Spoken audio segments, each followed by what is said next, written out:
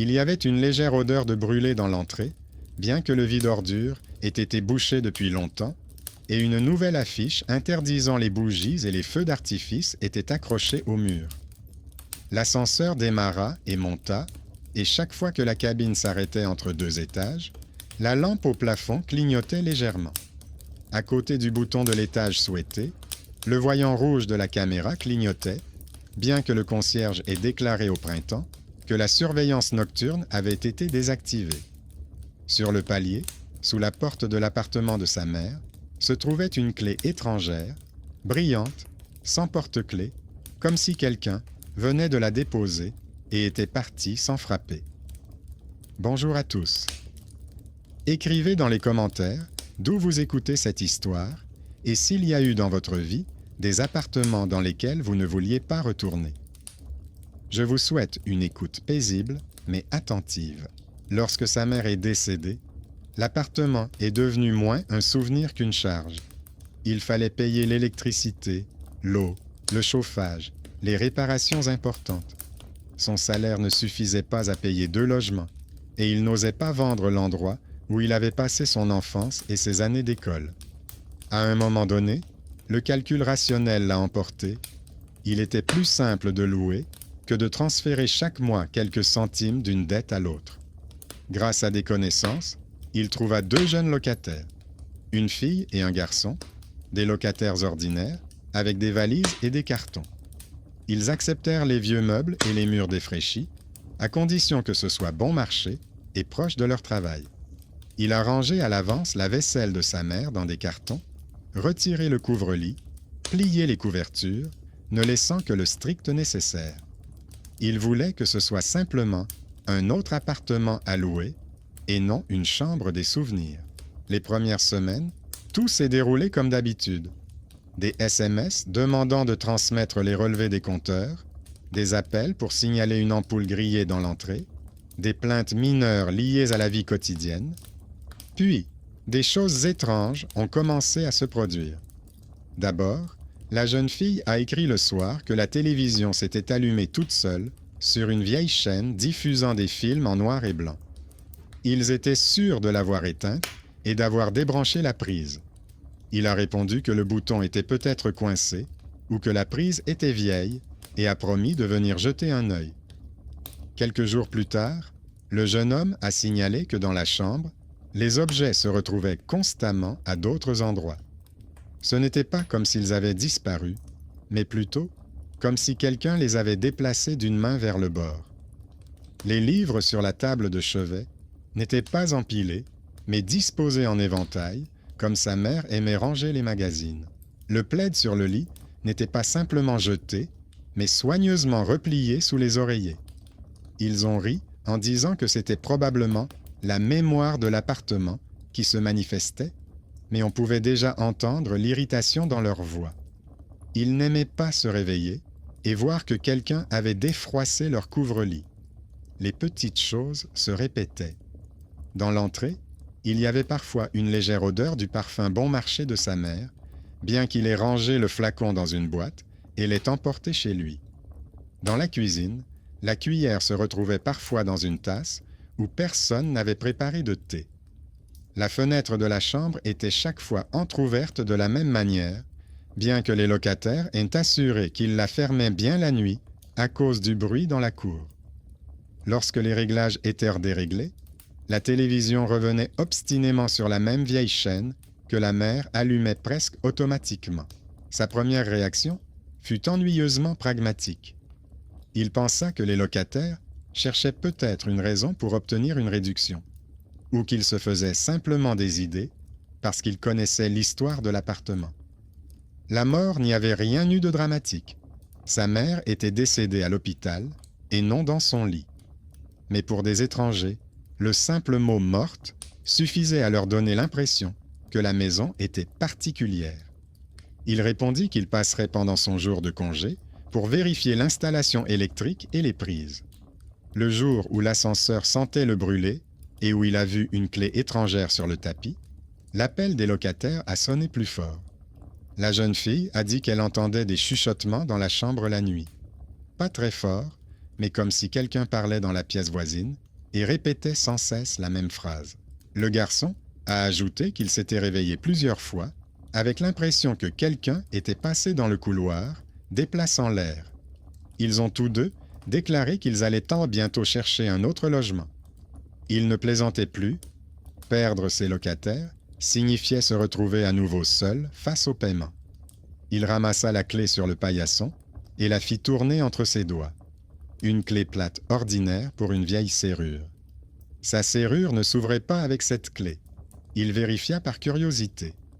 Le lourd œil de la caméra au-dessus de la porte clignota en rouge, alors que la nuit, le système était censé être en mode veille. Sous la couche de peinture fraîche, on pouvait encore voir sur la porte la trace blanchâtre de l'ancienne plaque avec le nom de sa mère. Les lettres n'étaient plus lisibles, mais son regard restait fixé sur le rectangle. À l'intérieur, les locataires l'accueillirent avec des regards nerveux. Les affaires étaient rangées soigneusement, mais on sentait que les gens tournaient en rond, à l'affût du moindre bruit. Sur la table de la cuisine se trouvait la tasse de sa mère, celle-là même qui avait une fissure sur le bord, alors qu'il se souvenait l'avoir emportée. La jeune fille dit qu'elle l'avait trouvée sur l'étagère du haut et avait pensé qu'il s'agissait simplement d'une tasse oubliée. On pouvait voir dans la tasse une trace fraîche de thé, comme si quelqu'un n'avait pas fini sa boisson. Dans la chambre, le couvre-lit était repassé comme il ne savait plus le faire depuis longtemps. Les coins repliés sous le matelas, le milieu tendu, sans aucun pli. La fenêtre était entr'ouverte, laissant passer un mince filet d'air. Sur le rebord de la fenêtre se trouvait une serviette propre pliée, sur laquelle était restée une trace de tasse. Il n'y avait aucun mot dessus, seulement un cercle humide. Il passa machinalement son doigt sur le rebord de la fenêtre. Le bois était chaud, comme si quelqu'un venait de se tenir près de la fenêtre. Il commença à rassembler des indices, sans les appeler ainsi. Il photographia la tasse, la serviette, la position de la fenêtre, le couvre-lit. Il nota sur une feuille l'heure à laquelle les locataires entendaient le plus souvent des chuchotements et ce qu'ils faisaient à ce moment-là. Il s'est avéré que c'était presque toujours tard dans la soirée, alors qu'ils étaient allongés dans leur chambre avec la télévision allumée, mais en sourdine. Les chuchotements semblaient traverser les sons familiers des émissions et répétaient la même intonation, mais il ne pouvait pas distinguer les mots. De retour chez lui, il a sorti de la commode le vieux carnet de notes de sa mère. Il contenait des listes de courses, les numéros de téléphone des médecins, de brèves notes sur les personnes qui avaient appelé et à quel moment. Au milieu du carnet, il y avait une double page où une phrase était répétée plusieurs fois. « Nous attendons son retour ». Différents stylos, différentes encres, mais les mêmes mots. Ni nom, ni date. Seulement des lignes écrites manifestement à des jours différents. Auparavant, il considérait cela comme une étrange habitude de sa mère, un peu comme noter la météo. Maintenant, il ne pouvait s'empêcher de faire le rapprochement avec le fait que, le soir, quelqu'un semblait murmurer dans la pièce voisine de leur appartement. Le lendemain, il est allé voir le concierge pour savoir ce qu'il en était des caméras et pourquoi le Judas clignotait. Le concierge, un homme de petite taille qui portait toujours un gilet en tricot, l'a écouté et lui a dit que les caméras étaient effectivement officiellement désactivées la nuit, mais qu'en réalité, elles continuaient parfois à montrer une image statique. Sur son bureau se trouvait un journal contenant les appels au service d'urgence, les livraisons de colis et les arrivées des résidents. Dans la colonne correspondant à son étage, il était indiqué à 2 reprises « Arrivée du fils ». Les dates correspondaient aux nuits où il se trouvait dans un autre quartier de la ville et dormait chez lui. Le concierge n'était pas mystique. Il avait simplement l'habitude de remarquer les choses étranges. Il a proposé de montrer l'impression du système d'interphone. Les codes composés et les ouvertures de portes y étaient enregistrés. Ces mêmes soirs-là, quelqu'un avait composé 2 fois le code de l'appartement de sa mère. La première fois le soir, lorsque les locataires arrivaient. La deuxième fois, vers minuit. Ensuite, La porte s'ouvrait de l'intérieur. Le concierge a supposé que les locataires sortaient peut-être fumer et oubliaient de refermer la porte, mais la jeune fille ne fumait pas et le jeune homme jurait qu'il n'était pas sorti dans le hall après 23 heures. Ces détails n'étaient pas encore des preuves, mais déjà un réseau. Une clé étrangère sur le paillasson. Une caméra clignotante qui ne fonctionne soi-disant pas. Une tasse qui ne devrait pas se trouver dans la maison. Une fenêtre ouverte sur la même fente.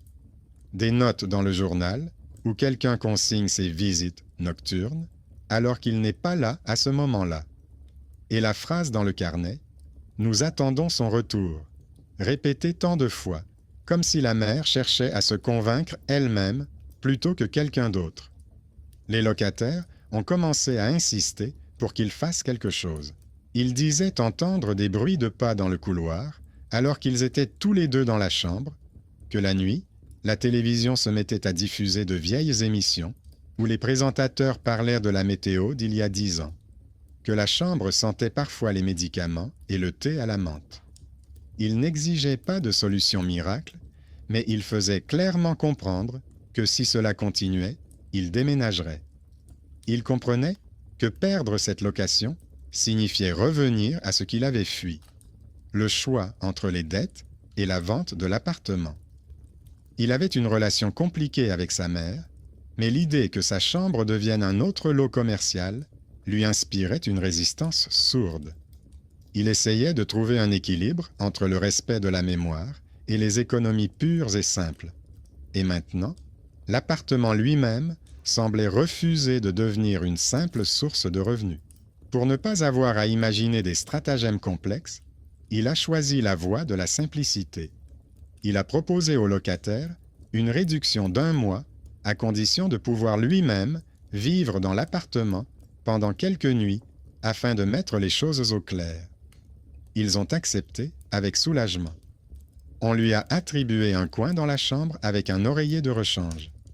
La jeune fille a dit qu'elle se sentait plus tranquille quand le propriétaire était là, même s'il ne savait pas lui-même ce qui se passait. Le jeune homme lui a seulement demandé de ne pas se promener dans l'appartement la nuit sans raison, car il était déjà assez nerveux comme ça.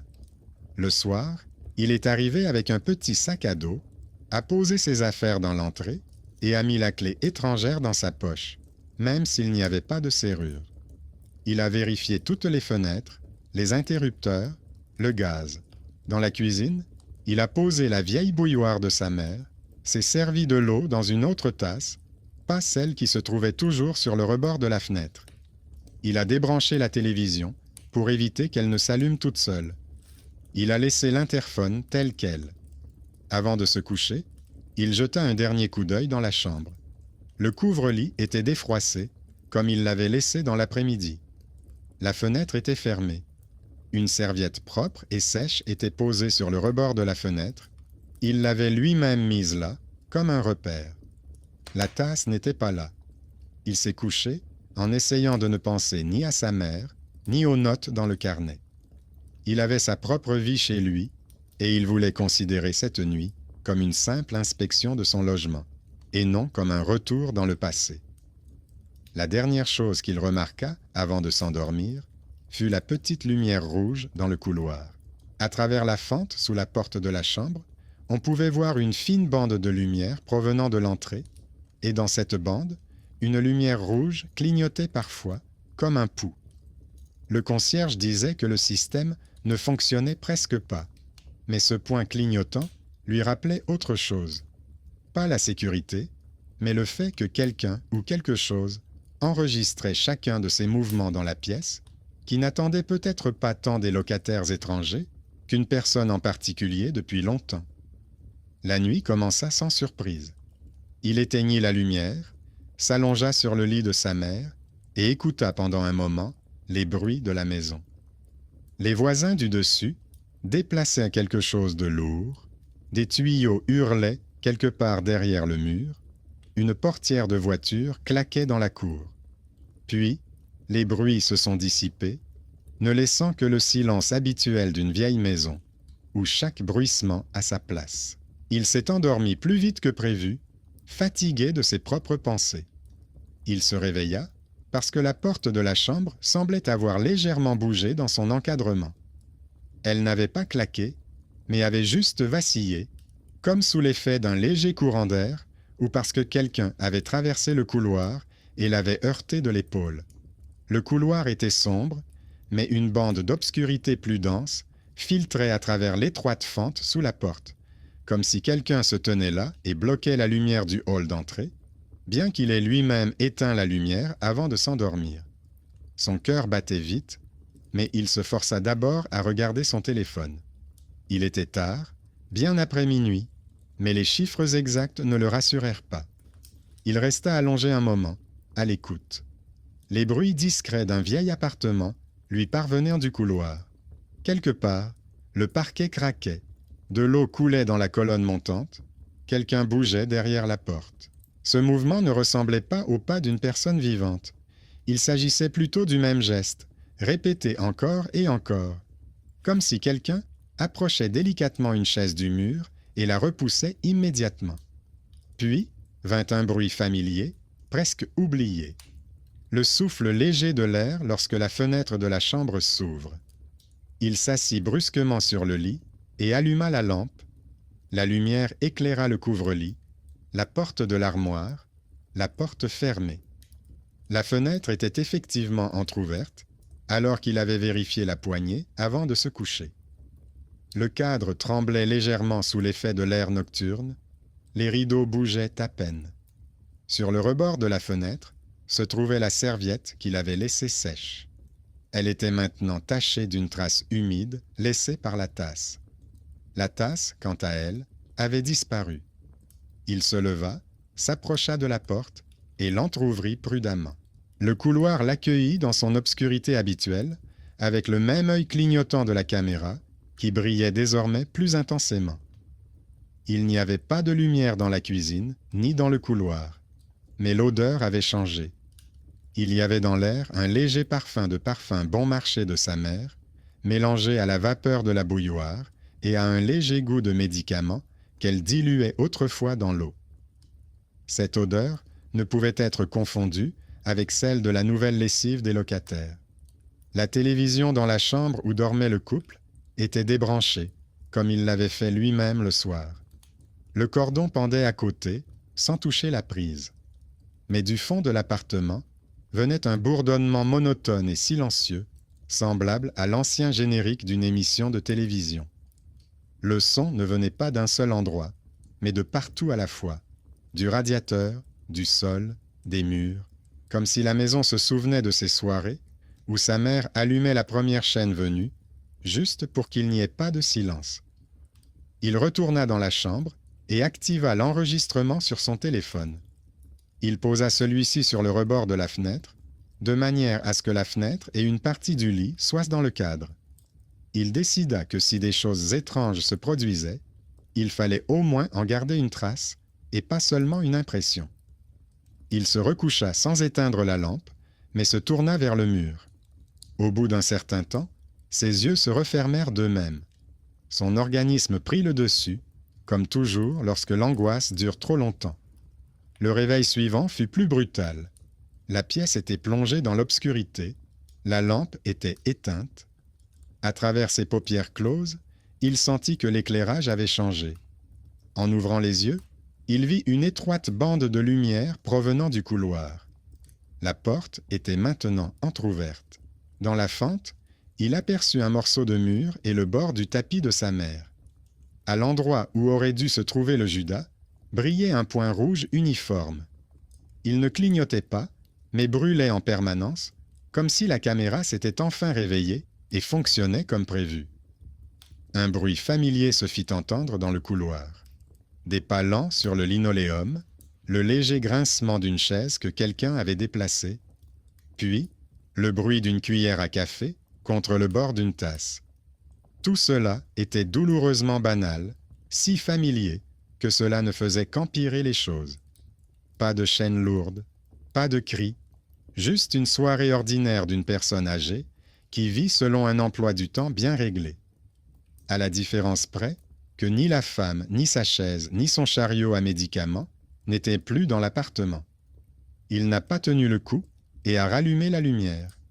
Il n'a pas ouvert la porte brusquement, mais l'a juste entr'ouverte un peu plus. Le couloir l'a accueilli à nouveau dans l'obscurité. Le point rouge s'est éteint, comme s'il n'avait jamais existé. La cuisine était vide, le robinet était fermé, les plaques de cuisson étaient froides, il n'y avait sur la table qu'une assiette sale laissée par les locataires. Mais près de l'évier se trouvait la tasse de sa mère. Au fond, il y avait un peu d'eau qui brillait et dégageait une légère vapeur. Il approcha sa main. La chaleur était clairement perceptible. Sur le plan de travail, il y avait une feuille provenant d'un vieux cahier. Le papier lui était familier, avec une fine ligne grise que sa mère utilisait pour aligner ses listes. Il y avait quelques lignes sur la feuille. Il reconnut immédiatement l'écriture. La phrase était la même que dans le cahier, mais un nouveau mot avait été ajouté à la fin de la dernière ligne. Là où il y avait auparavant « Nous attendons son retour », il était désormais écrit « Il est enfin arrivé ». Il n'y avait pas de date, mais l'encre était fraîche. Elle brillait encore légèrement. Il ne se précipita pas pour chercher des cachettes dans les murs et des mécanismes astucieux. Au lieu de cela, il s'assit sur un tabouret, posa la feuille devant lui et se contenta de regarder les mots pendant un certain temps. Il n'avait pas l'impression d'avoir reçu une lettre étrangère venue de nulle part. C'était plutôt comme si sa mère avait fini ce qu'elle avait prévu d'écrire depuis longtemps dans cette phrase, mais qu'elle n'avait réussi à en écrire que la moitié. Et elle ne l'avait pas fait pour les locataires, ni pour le concierge, mais précisément pour lui, car lui seul pouvait faire le lien entre cette feuille et les notes dans son carnet. Le matin l'accueillit avec la lumière habituelle qui filtrait par la fenêtre et les bruits de la cour. La jeune fille entra dans la cuisine et s'arrêta en le voyant, lui et sa tasse. Elle lui demanda s'il avait bien dormi. Il répondit qu'il avait entendu des bruits de pas et qu'il était resté éveillé une partie de la nuit, mais sans donner de détails.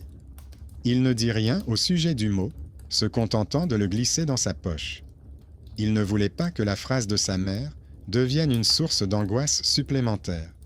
Pour eux, il était plus important que l'appartement soit calme et prévisible, sinon ils feraient leur valise. Dans l'après-midi, il est redescendu voir le concierge. Celui-ci lui a montré le journal de l'interphone de la nuit précédente. À la ligne correspondant à son étage, il y avait 2 ouvertures de porte. L'une le soir, quand il est arrivé avec son sac à dos. La seconde vers minuit, alors qu'il était certainement déjà couché.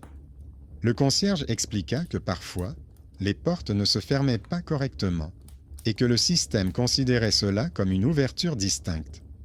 Mais dans la colonne « Initiateur », les 2 cas indiquaient la même chose, l'ouvre-porte interne de l'appartement.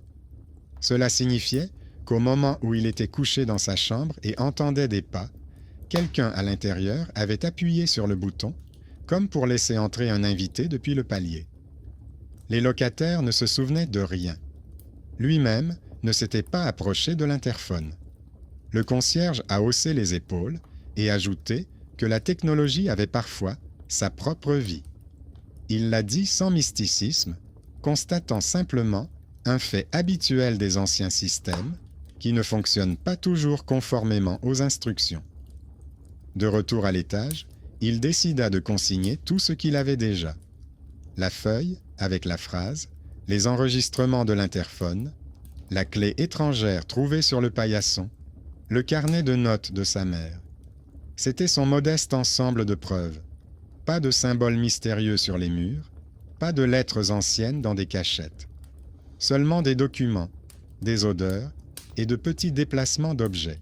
L'appartement ne voulait pas effrayer, il semblait vouloir prouver une idée simple.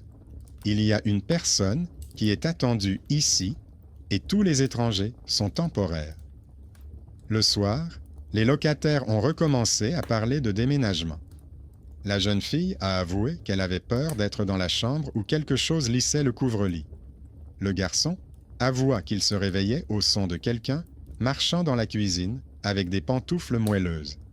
Ils ne demandèrent pas de rituel, mais suggérèrent seulement qu'il fasse quelque chose de décisif ou qu'ils admettent honnêtement que l'appartement n'était pas terrible. Dans leur bouche, cela ne ressemblait pas à un verdict mystique, mais plutôt à l'évaluation d'un logement inconfortable. Ils comprenaient qu'ils pouvaient agir simplement, récupérer son acompte, baisser les bras, mettre l'appartement en vente et clore le sujet.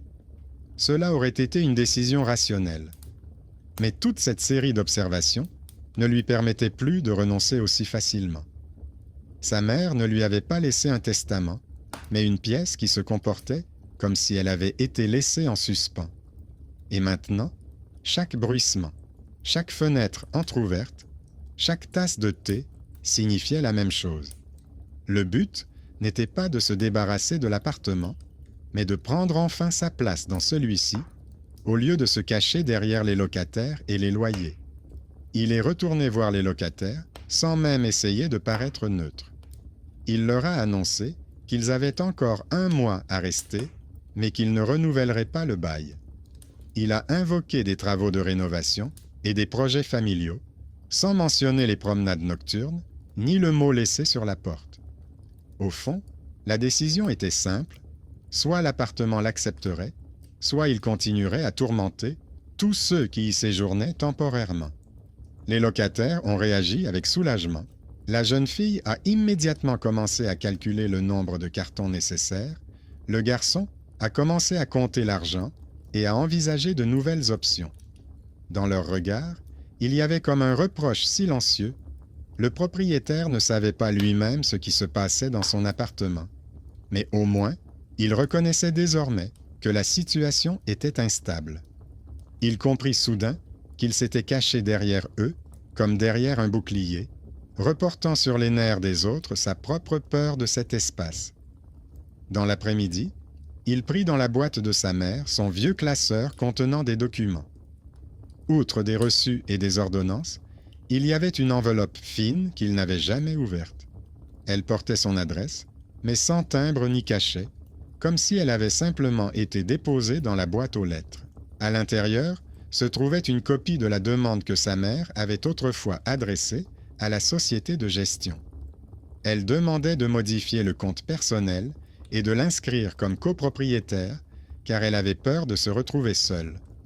En bas, il y avait une note du bureau du logement indiquant que les modifications n'avaient pas été apportées, car la signature du fils était absente. Il se souvint avoir autrefois rejeté sa demande de venir signer le document, prétextant son emploi du temps chargé et l'absurdité de la bureaucratie. À présent, cette ligne était soudainement devenue cette vieille action qui revenait du dossier comme d'un débarras. Il redescendit voir le concierge, le considérant désormais comme quelqu'un qui détenait une partie du fonctionnement mécanique de l'immeuble. Il ne lui parla pas des chuchotements et des cercles, mais des marques étranges dans le journal. Le concierge réfléchit et sortit un dossier contenant les impressions de l'ancien système de vidéosurveillance. Il dit qu'un jeune technicien s'intéressait aux archives et conservait sur son disque des fragments d'enregistrement nocturnes lorsque les caméras fonctionnaient encore normalement. Le technicien avait démissionné depuis longtemps, mais une partie de la base était restée. Le concierge, que l'on qualifiait généralement de rabat-joie et de harceleur dans l'entrée, s'est en fait avéré être cette personne discrète qui, pendant des années, avait accumulé les traces des autres, car il n'aimait pas que quelque chose se perde. Ils s'assirent devant un vieil ordinateur dans la cave. L'écran était terne, mais on pouvait y distinguer les cages d'escalier, les portes des appartements, les reflets dans la vitre. Ils passèrent en revue les nuits qui coïncidaient avec ses visites à sa mère avant sa dernière hospitalisation. Plusieurs fragments montraient la même scène. Une femme âgée sort de son appartement, ferme la porte, pose la bouilloire dans le renfoncement de l'entrée pour ne pas faire de bruit dans la cuisine pendant la nuit et regarde longuement l'escalier, comme si elle attendait que quelqu'un apparaisse en haut. Puis, elle retourne à l'intérieur. Sur les derniers enregistrements avant la panne de la caméra, elle ne sort plus. Seule la porte bouge légèrement, comme si quelqu'un s'était approché, mais n'avait pas osé ouvrir. L'enregistrement le plus saisissant et celui qui a été fait peu avant sa mort. La caméra a tremblé, l'image a clignoté, et pendant une seconde, un étrange double contour est apparu sur l'écran. Comme si la silhouette de la mère se superposait à celle d'un homme de sa taille, debout au même endroit, mais un peu plus près de la porte. À première vue, cela ressemblait à une interférence, mais à côté de la feuille « Enfin arrivé » et des enregistrements de l'interphone, cela formait une autre ligne.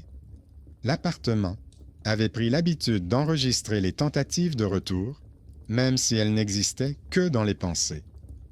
En feuilletant les archives, le concierge se souvint soudain que la mère laissait souvent des notes sur son bureau pour lui demander d'appeler son fils si elle n'ouvrait pas la porte. Il avoua avoir composé son numéro à 2 reprises et elle lui avait répondu que tout allait bien, qu'elle attendait simplement qu'il vienne de lui-même sans qu'elle ait à le lui rappeler. C'était un autre témoin discret de l'ancienne relation qu'il avait alors ignorée. Aujourd'hui, ces petits détails ont radicalement changé le sens de l'histoire pour lui. Au lieu d'un appartement étrange qui effrayait les locataires, il a vu des pièces qui avaient été pendant des années le théâtre d'une attente patiente. Le soir, il est revenu et a dit aux locataires qu'il resterait avec eux dans l'appartement pendant les derniers jours de leur séjour, puis qu'il emménagerait seul ici pendant un certain temps après leur départ. Ils ont réagi calmement, avec même une certaine sympathie. La jeune fille apporta de sa chambre un appareil photo bon marché qu'elle utilisait pour prendre des photos et proposa de le laisser dans le couloir pendant la nuit, en dirigeant l'objectif vers la porte de sa mère. Elle expliqua qu'elle avait l'habitude de remarquer les moindres changements de lumière et d'ombre dans le cadre et promit d'aider à analyser l'enregistrement le lendemain matin. Il sourit. Il s'avérait que celle qu'il considérait comme une étudiante inquiétante et fantasque possédait une compétence très particulière, l'attention aux détails de la vie quotidienne. Cette nuit-là, la caméra resta allumée et il se recoucha dans la chambre de sa mère. Les locataires dormaient avec les portes entr'ouvertes pour ne pas se sentir complètement coupés du monde. La faible lumière des réverbères divisait le couloir en bandes.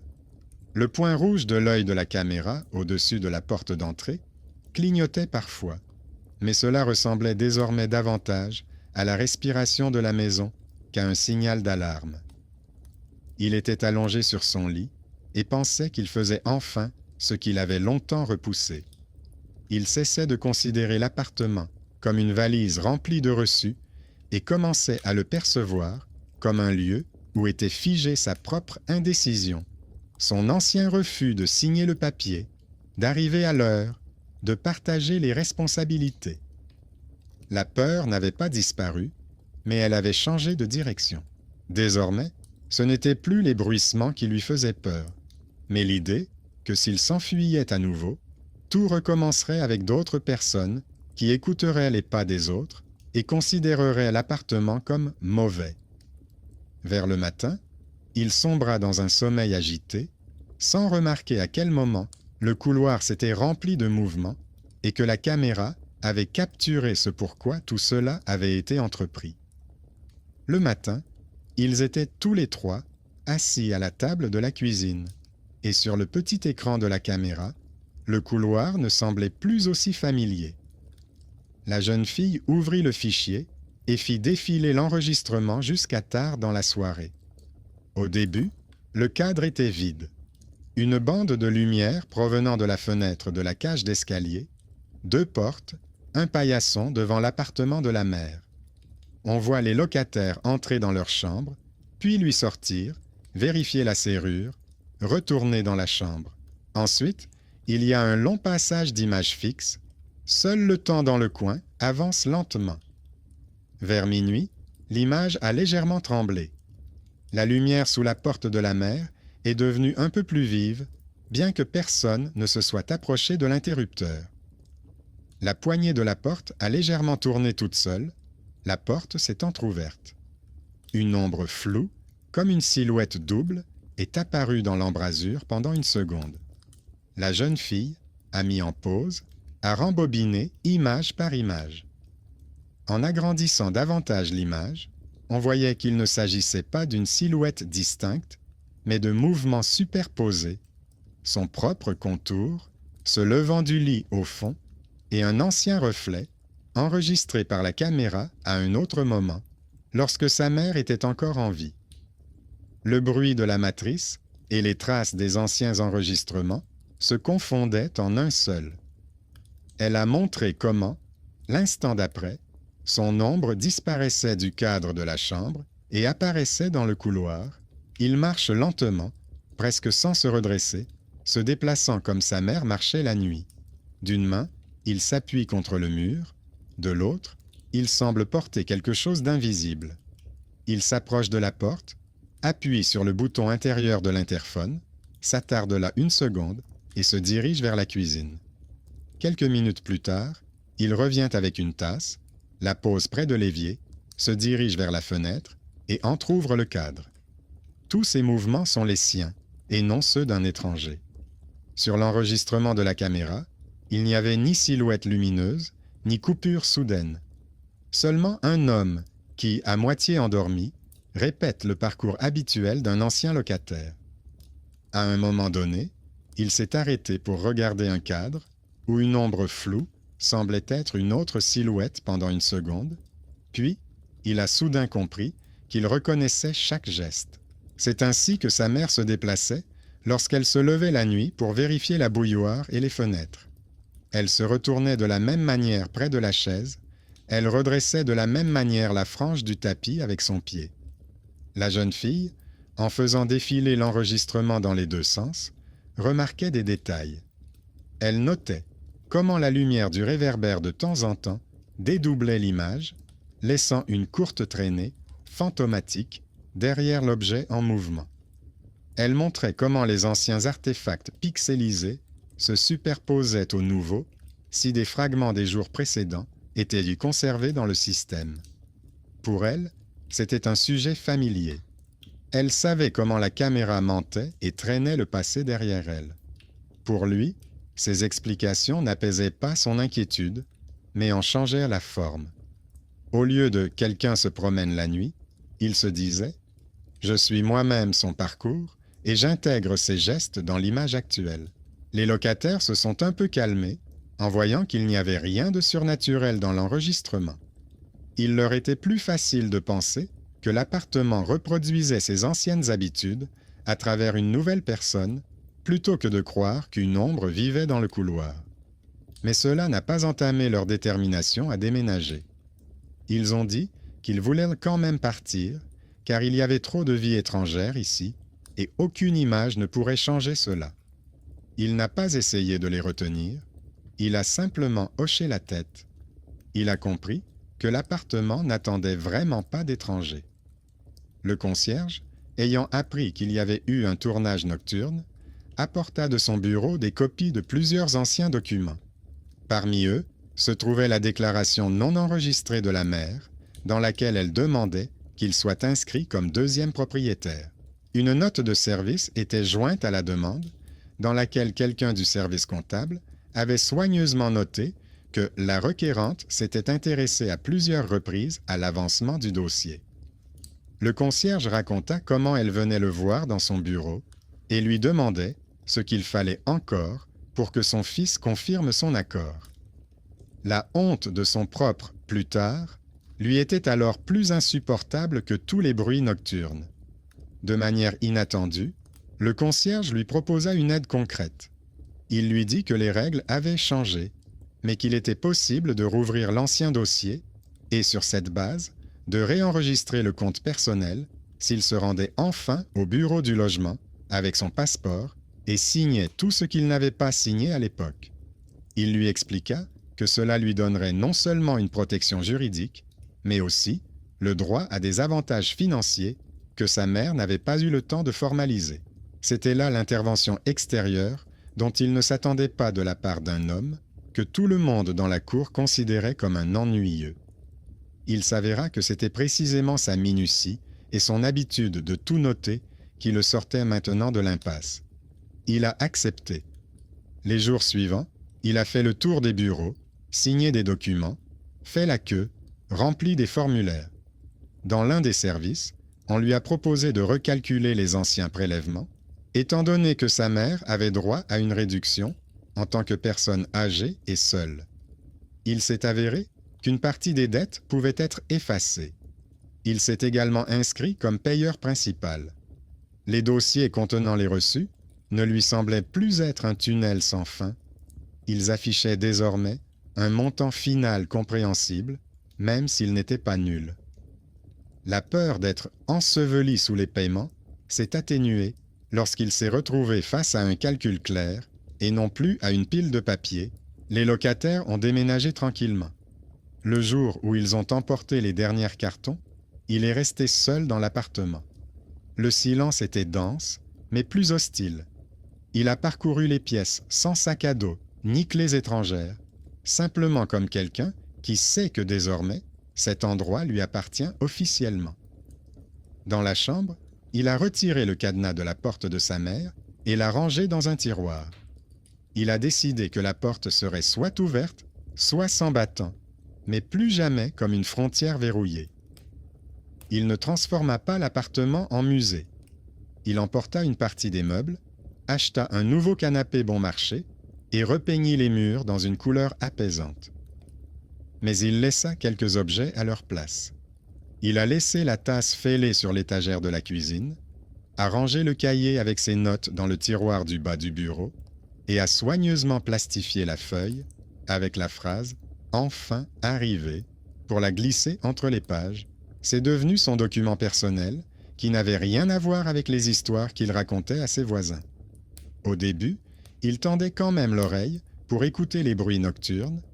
Parfois, la cuillère tremblait doucement dans le verre lorsque l'eau coulait dans les tuyaux. Parfois, le couloir soupirait lorsque quelqu'un claquait la porte à l'étage supérieur. Mais ces bruits cessèrent d'être le signe de la présence de quelqu'un et reprirent leur rôle habituel. La maison vit, les cadres en bois réagissent au vent, les vieux murs se souviennent des pas.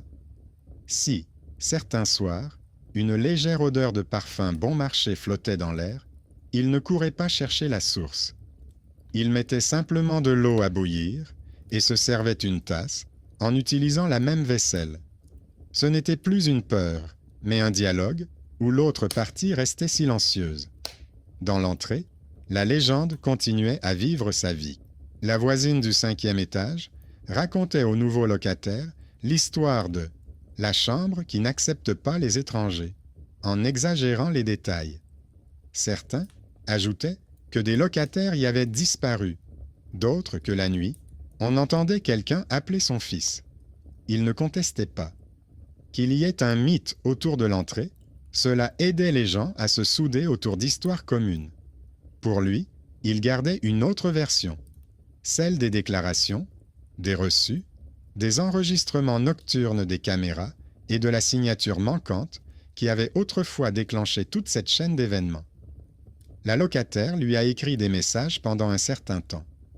Elle montait une courte vidéo sur les coïncidences étranges dans les vieilles maisons, dans laquelle elle voulait inclure un fragment anonyme du couloir avec des silhouettes dédoublées. Elle lui a demandé la permission d'utiliser le plan où il se rend à la cuisine à moitié endormi. Il a accepté à une seule condition, que cela ne soit pas présenté comme une histoire surnaturelle, mais comme un exemple de la façon dont la mémoire d'une maison impose ses propres gestes aux vivants. La vidéo mettait l'accent sur la façon dont la technologie et les habitudes faussent la perception, ce qui lui plaisait à sa manière. Sa peur personnelle faisait désormais partie d'une explication rassurante pour les autres. Le concierge a commencé à se montrer un peu plus indulgent à son égard. Parfois, lorsqu'il le croisait dans l'entrée, il lui demandait si tout allait bien avec le paiement et l'électricité. De son côté, il ne s'en débarrassait plus comme avant, mais entrait dans le petit bureau et apportait ses relevés à temps. Il y avait quelque chose de réconciliant dans cette alliance disproportionnée entre un archiviste pointilleux et un homme qui avait longtemps fui ses responsabilités. Chacun faisait ce qu'il savait faire, l'un enregistrait, l'autre ne fuyait plus. Avec le temps, l'appartement n'était plus celui de maman, ni celui qu'il louait, mais simplement le sien. Dans son emploi du temps quotidien, il y avait désormais de la place pour les tâches qu'il évitait auparavant. Payer les factures, faire de petites réparations, discuter avec les voisins. Les anciens locataires lui envoyaient parfois des photos de leur nouvelle chambre où, selon eux, rien ne murmurait la nuit. Il répondait que chez lui aussi, tout était calme, même s'il lui semblait parfois que quelqu'un avait redressé le couvre-lit. Mais désormais, ce n'était plus une source d'angoisse, juste un petit rappel qu'un jour, il était quand même revenu. La justice dans cette histoire s'est faite sans scène spectaculaire. Personne n'est venu à la rescousse. Il n'y a pas eu de rituel mystérieux, ni de délivrance miraculeuse. Tout s'est réglé par des solutions simples. Signer un papier, regarder l'enregistrement jusqu'à la fin, reconnaître sa part de responsabilité dans ce qui se passait dans l'appartement et cesser de se cacher derrière des locataires temporaires. La chambre, qui refusait si obstinément d'accueillir des étrangers, a finalement attendu celui qu'elle attendait. Et lorsque cela s'est produit, les bruits nocturnes ont cessé d'être une menace et sont devenus simplement les sons d'une maison dans laquelle vit une personne prête à assumer la responsabilité de la lumière, de l'eau, des murs et de sa propre histoire.